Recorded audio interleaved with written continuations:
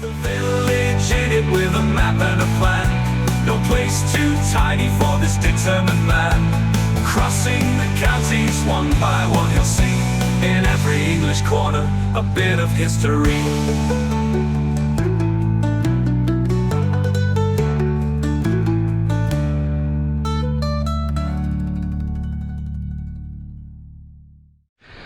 Hello folks, welcome back to North Norfolk for episode number 2. Now, in the Sidestrand episode that you saw yesterday, I was on my own, but the whole time I had a special guest star who was in the car keeping the seat warm, and you all know her, or at least the regulars do.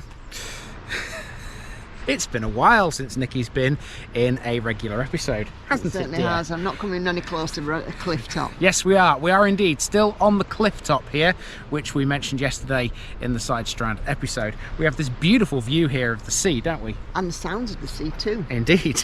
It's been great watching the sunrise here this morning. So now we're going to walk around a village which sits right on this cliff top, and that cliff top is ever shrinking and the village is getting ever closer to the water. This is Trimingham.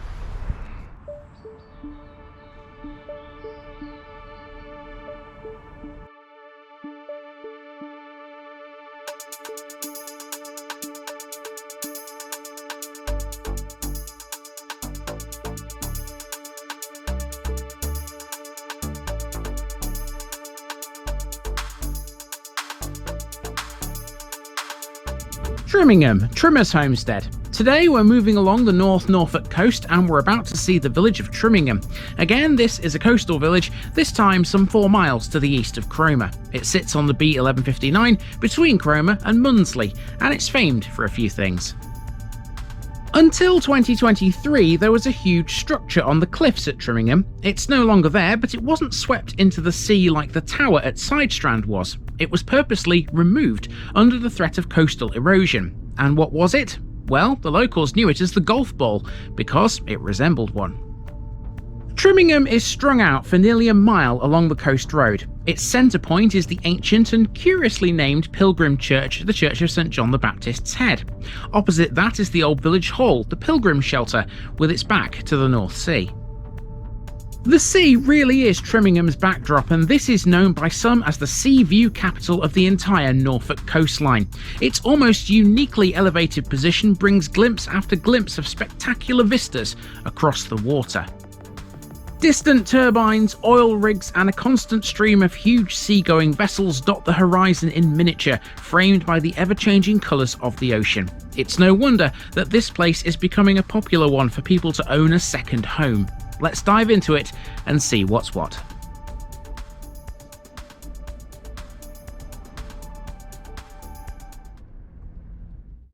Right, let's get going, and this is what Trimingham looked like in 1900. If you're familiar with this place, you'll know straight away that this is a lot closer to the sea than it used to be. Trimingham has always, though, been a linear clifftop village with some unrivalled views of the North Sea.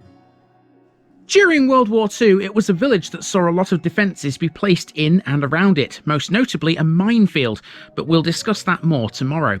Following the end of hostilities, Trimingham became popular as a holiday resort, and the railway companies advertised it as a coastal destination.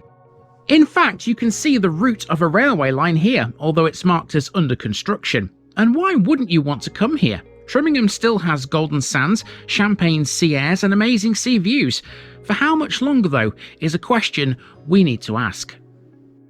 So let's run through some of the landmarks you may have seen if you came to the Norfolk coast in these days. A lot are still standing, but a crazy amount of land has been lost to the sea since these days. Up to 60 metres of the shoreline has disappeared in just 125 years.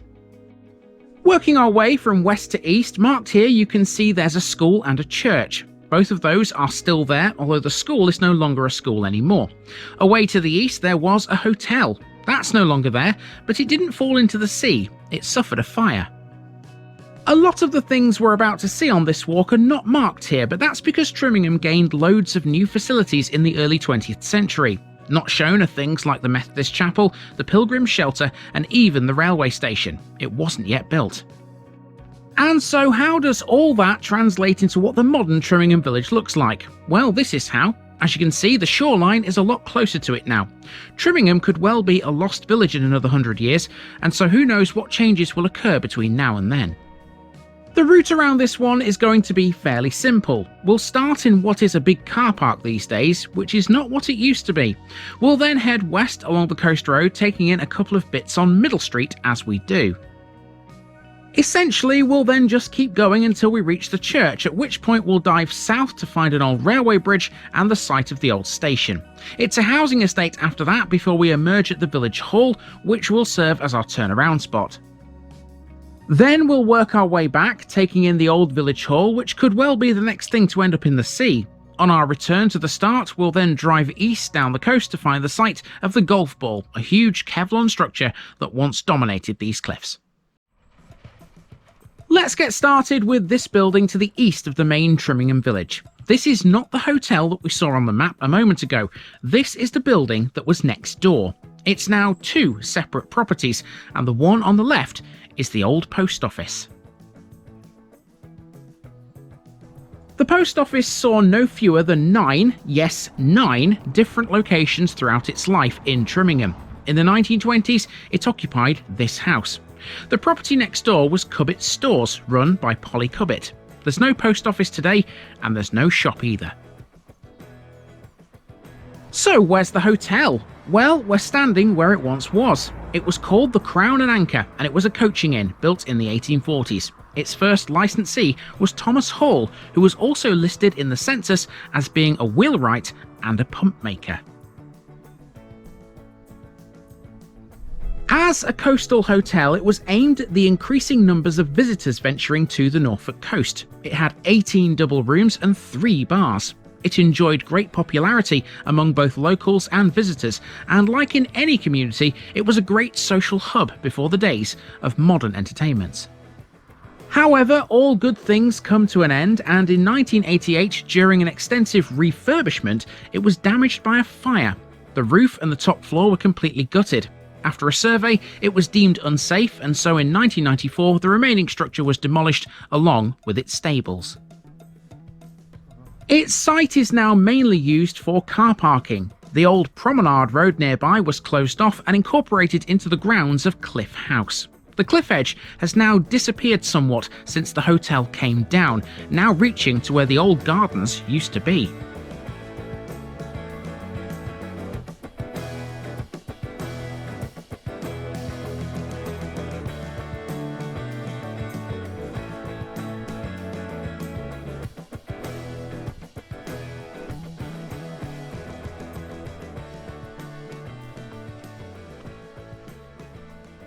Now we're on Middle Street, where we find an old chapel which we didn't see on the map. This chapel has only been here since 1909, so that goes some way to explaining its absence on the map, but the Methodists that once used this have been in Trimmingham for a lot longer than this has.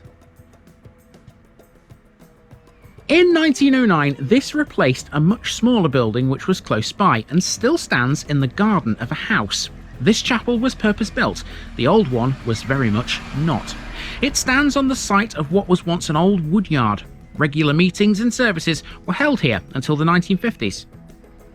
As well as the Methodists, the Salvation Army made use of the chapel, and they ran first aid classes in it. It was, in addition, used by the village as a youth club for a short time too. Now this has been turned into 2 semi-detached properties, with an extension at the back added in the mid-1970s. You may have noticed the bin lorry there, kind of getting in the way of shop, but they've got a job to do just like we have. It's early. Yeah. I'm cold. You got your scarf on? Yeah, 'cause it's cold. Well, it is October tomorrow, to be fair, so you know, it's Seen some mists and stuff this morning, so definitely the winter is coming. The older chapel was this building, situated just a tad further up Middle Street in the garden of Three Ways Cottage. In the early 1900s, it became the meeting place for primitive Methodists in the North Walsham circuit. It was a cart shed, and so it was known as the Cart Shed Chapel. The original cart shed was a wooden structure built onto the end of a brick and stone building. The wooden part was later replaced by the Methodists. Prior to using this, they held services in the open air for around 40 years in the garden of Clifftop Cottage. presumably long since lost to the sea. As for Three Ways Cottage, this was a holiday retreat for most of the 20th century. In the 1950s, the house and gardens were maintained by a couple who lived across the street. They kept the property ready for the owners, the brothel bank Fowlers from Leicester. Middle Street also once had a grocery store. It was this building here, and it was owned by the Plumleys. In the 1911 census, they were recorded as living at Three Ways.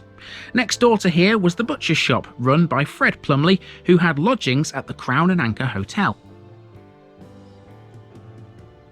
Exactly when this stopped trading is not recorded, but Emma Plumley, the former owner, was no longer recorded as being a grocer in the 1921 census. The property is now called Little Dean, and it's all one dwelling, with the old butcher's shop now an annex to the main house. Next, we go up Munsley Road, a new road which was built in the late 1950s due to cliff erosion. As such, there's nothing greatly ancient about it, so we'll skip past all these newer buildings and we'll reconvene at the church.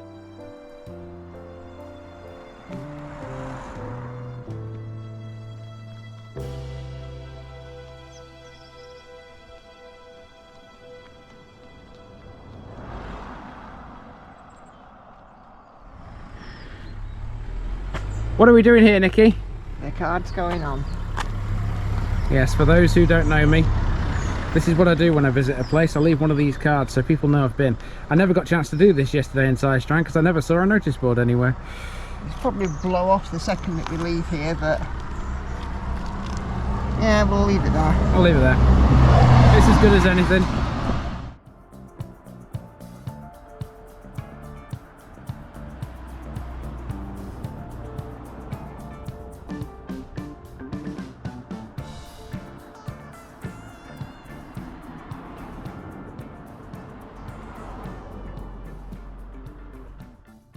Trimingham's church has a very unusual dedication, but there is a legend that goes with it. This Grade 2 listed building is dedicated to St. John the Baptist's head. Yes, you heard that right. The dedication dates to the medieval period, when a life-size alabaster head of the saint was kept here. It turned the church into something of a pilgrimage site. Inside, the shrine altar was visited by pilgrims who came to this church rather than make the journey to Amiens Cathedral in northern France. That's where a relic, said to be the real head of St. John the Baptist, was kept. The head is not here now. It's unknown exactly what's happened to it, but it has been suggested that it was destroyed by Anglican reformers during the reign of King Henry VIII. An alabaster head can be found, though, in the Victoria and Albert Museum in London. It's thought to be an exact replica. So, legends aside, let's have a proper look at this church. It has a squat tower which is thought to be unfinished. It has heavy buttresses on the west elevation, which suggest that a fault in the construction may well have been the reason for the tower's incompleteness. The nave to the east cuts around the buttress to embrace it. This peculiarity may be partly the result of a restoration by Thomas Jekyll in the 1850s. Jekyll completely rebuilt the nave, of which the most notable feature is the way that the tower buttresses on the east side project into it. The rood screen is interesting here too. It has 4 figures on either side of the entrance to the chancel. On the northern side, these are St. Edmund with his arrow, St. Clare with her book and monstrance, St. Clement with its anchor and crozier, and St. James in his pilgrim's robes. On the southern side are St. Petronella with her book and keys, St. Cecilia with her garland of flowers, St. Barbara with her tower, and St. Jerome with his hawk. The east window, depicting Christ in majesty, is credited to an H. Wilkinson and dates from 1925. For those of you out there who are not familiar with Nikki, if you've never seen her before, you need to know something about her. If you walk into a churchyard or a cemetery, the chances are you're going to lose her, because these things fascinate her amazingly. I don't have the same kind of fascination, but if there is something to talk about in a graveyard or a churchyard, I will do. But Nikki just likes to look around and look at the graves and see who lived around here a few years ago. So yeah, we could be here a while. And as such, Nikki has found a grave. What have you found, my dear? So I like to have a wander around these graveyards because these stones always tell a story. We have Nicholas James Crouch, who was a para, 5th para, and he died in July 2010 in Mosul, Iraq, on active service, and he was just 29 years old. So it's really, really nice to see. Obviously it's a Commonwealth War grave and it's recognised as such, and it is taken care of.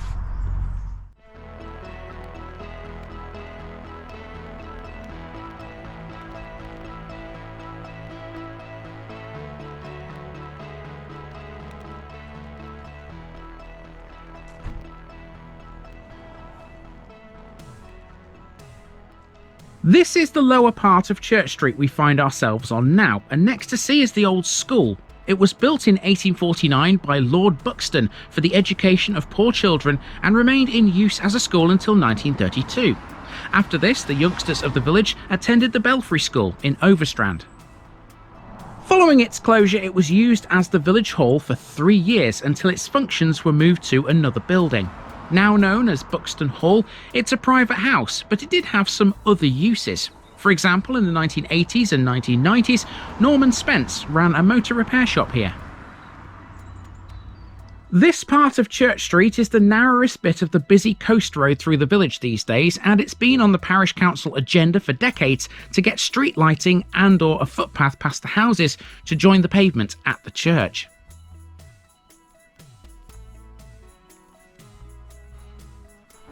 The most recent development was to extend the 30-mile-per-hour speed limit to beyond Woodlands Leisure Park. Some may argue there's a need for a 20-mile-an-hour speed limit through Church Street, especially given the bend near the church. In any event, our next job is to take a left turn.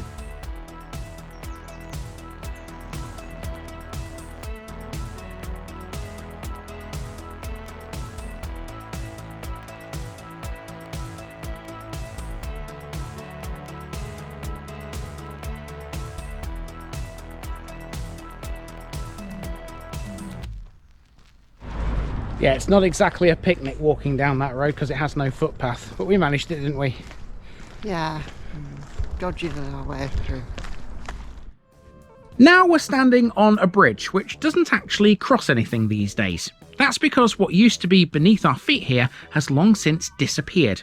It was the route of a short-lived railway line. It was called the Norfolk and Suffolk Joint Railway, and Trimingham had a station. Trimmingham Station sat midway between Cromer Beach and North Walsham. It opened in 1906 and closed in 1953, along with the line it served. In 1938 and 1939, it hosted an LNER camping coach. Now gone, the bridge is the only real clue that the line and the station were ever here. Sidestrand, to the north, also once had a station. It was called Sidestrand Halt, and the site of that is now occupied by a field which doesn't look greatly dissimilar to this one. So what happened to the railway here? We're on the coast, so surely it must have been well used. Well, not exactly, no. Trimmingham Station was of a similar design to the one formerly at Overstrand, although access to the platforms was provided by steps from a gateway on the road overbridge. The station site has now been redeveloped into a small housing estate.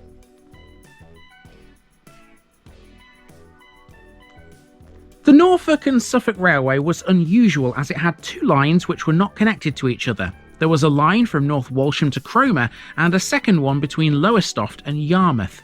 The lack of a connection between them might have been its biggest flaw.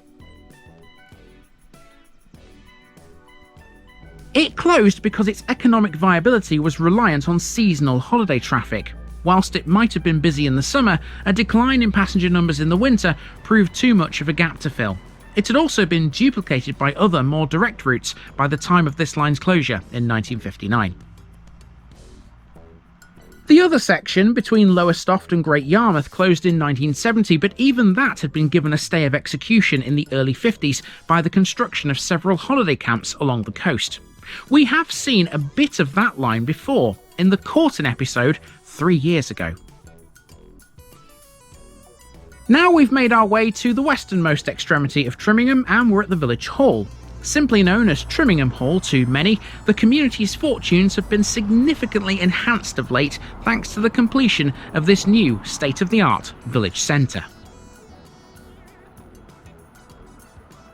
For many years, Trimmingham had a much smaller communal venue. We'll come to that in a few moments.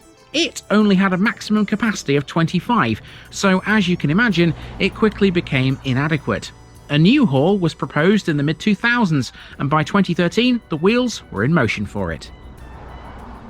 A new hall management committee was formed and funding support became available from a number of sources, like the Big Lottery Fund, Sheringham Shoal Wind Farm, North Norfolk District Council, the Geoffrey Watling Charity, DEFRA, and the local residents' fundraising efforts.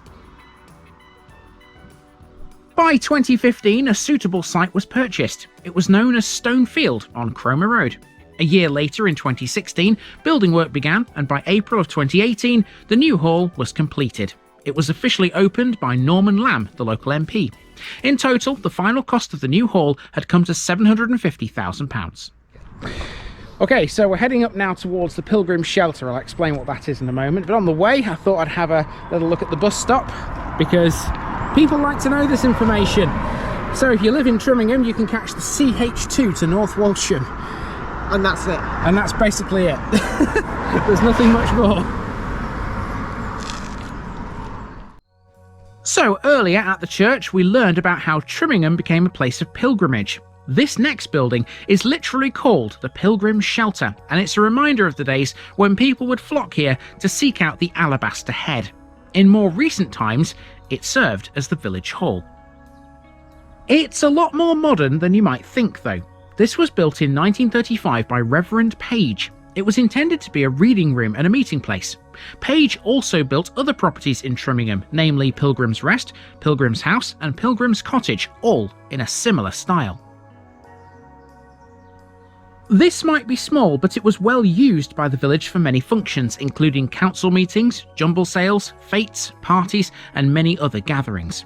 Being surrounded by lawns, when the fete was held, the stalls were set up around it, and car parking was on the field behind it. The shelter still functions as a meeting place, despite the fact there's a brand new village hall in Trimmingham these days. In 2018, the site was chosen for a deep history information point, one of 11 such locations around the Norfolk coast. Information boards tell of a world that once existed here. So, in effect, Trimmingham has two village halls now, and both are well supported. The question is, for how much longer? Will the Pilgrim Shelter reach its centenary in 2035, or will it be claimed by the eroding cliffs and sea by then? This is really close to the cliff edge. And here we have proof of that. The Pilgrim Shelter is on a dead-end lane called Loop Road, which used to be the main road through Trimmingham once upon a time. In fact, I can prove that. Let's bring that old map back up again, and you'll see how this all used to be. Here you can see Loop Road as it was in 1900. It literally arced in a loop around the northern end of Trimmingham, rejoining the current road at Middle Street. Now, the main road follows a much straighter course. A lot of Loop Road doesn't exist anymore, because the sea has claimed it. It's hard to believe that Loop Road was the main road at one time. When the new one was built, this remained open to traffic for a time, but it was only for light vehicles and access. It used to have a house on it called Bottledean Cottage, which was another location for the post office. It also had Rotunda Cottage, one of the oldest properties in the village. Built before the 17th century, it was said to be used as a lookout in smuggling days. Its position was perfect because it was directly opposite the lane, which at the time led to Trimmingham Beach.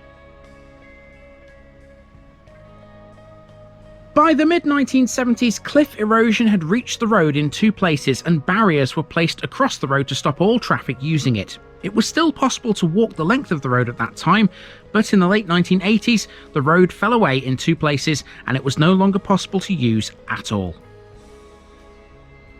Since the 1920s, somewhere between 40 and 50 metres of the coastline has been eroded away by the North Sea, depending on which part of the cliff you're stood on. Most of it that's now gone was farmland, and the remaining area up to the main coast road is now disused meadow. It is quite incredible to think that there was a road here that ran around the edge of these cliffs. It's now been lost to the sea.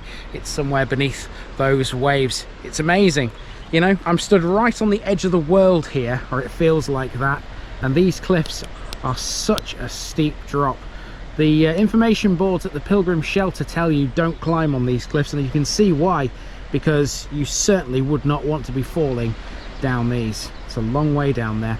Now, there is a beach down there, as you can see, sort of, but you can't really access the beach from up here. You have to go into a place called Mundsley to do that, and I'll be doing that in tomorrow's episode, because there is something well worth talking about on the beach, as you'll see tomorrow. As you leave Trimmingham to the east, you pass a track that leads to the edge of the cliffs. It runs to the former Cliff Farm and a black timber chalet called Windy Ridge, the latter of which is used as a holiday home today. They both had other uses, particularly in the war years. Windy Ridge was once a naval radio listening station operated by Wrens who were billeted at Cliff House in World War I. It was a convalescent home at the time. Until recently, Windy Ridge was the home of a retired army veteran. It's now the only building remaining on that part of the cliff due to erosion. Cliff Farm was demolished 2 years ago after the foundations overhung the cliff edge. Deemed unsafe, it was torn down before it fell down. Now, travelling out of Trimmingham to the east, it's not long before you're surrounded by these things, old wartime defences. You see, the North Norfolk coast was a very vulnerable area in wartime because it was an easy target for German bombers. And that leads us to why this village once had a massive golf ball on its cliff top. It's not there anymore though. This is the site of a radar station called RRH Trimingham. Designed to aid air defence, it was sometimes known as part of RAF Trimingham, as it was a satellite station of RAF Neatishead inland. The structure that stood here was a remote radar head, and it was shaped like a giant golf ball. A radar station was established here in 1941 by the Army. It was wartime, so its initial purpose was to detect German E-boats and low-flying aircraft. It also operated as one of a pair of oboe navigation stations, transmitting signals to bomber aircraft, aiding them to find their targets. By 1945, with the war over, the oboe equipment was removed. Between 1948 and 1949, the site was placed under care and maintenance, but it was later reactivated because it was selected to be a Century Metric Early Warning Station, or CEW for short. Trimmingham would later become part of the UK's Rota Early Warning Systems, a role it remained in until February 1964 when the site was mothballed. By 1965, the station had been largely dismantled and almost all of the radar arrays had been removed. The golf ball, though, was never part of any of that. The distinctive white dome didn't appear until the MOD repurchased the site and installed a Marconi radar tower in 1981. 2 years later, it was replaced and surrounded by a white Kevlar dome, and that's what the golf ball was. It fed data back to control centres at RAF Bulmer in Northumberland and RAF Scampton in Lincolnshire. And that's the way it stayed, barring a few upgrades, until it was moved to RAF Neatishead due to erosion and interference from offshore wind turbines. It was gone by April 2023. It did have a few moments of controversy whilst it was here. In 2006, motorists on the coast road blamed the station for causing car engines and lights to cut out. Speedometer dials would behave erratically too, swinging up to 150 miles an hour as people drove past.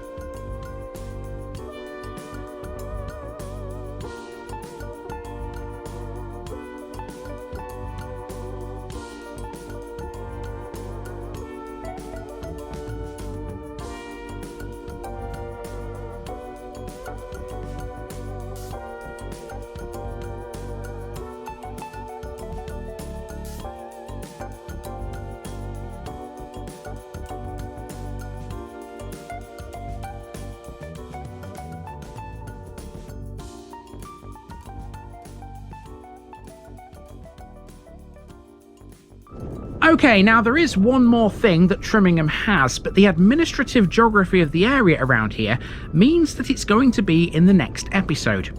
Join me on Trimmingham Beach tomorrow when we'll talk about another railway, one with a very different past.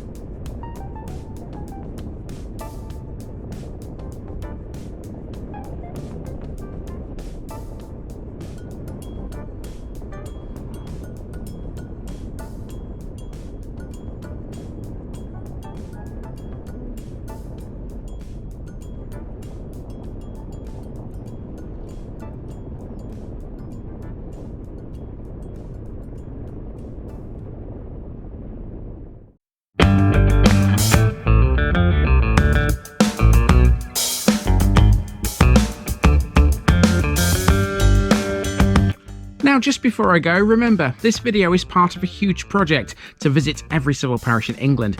That's more than 10,000. These routes are pre-planned, and due to time constraints, I can't cover every detail or walk down every street. Please don't complain if this video missed something out. I pronounce names how I choose to. I am very aware that local dialect may vary, and I don't take kindly to criticism about this. You've been warned. It's impossible to know everything too. If this video was terrible, make your own. If you're a regular watcher of The Village Idiot, you're not the only one. If you've got a small business, why not use my videos to advertise it? Leave a comment below if you're interested. And finally, thanks for watching this episode, everybody. Give us a like and a subscribe if you've enjoyed this episode, and share it with your friends and relatives. It all helps to keep this mission going. Until next time, I've been Andy, also known as The Village Idiot, and I'm out.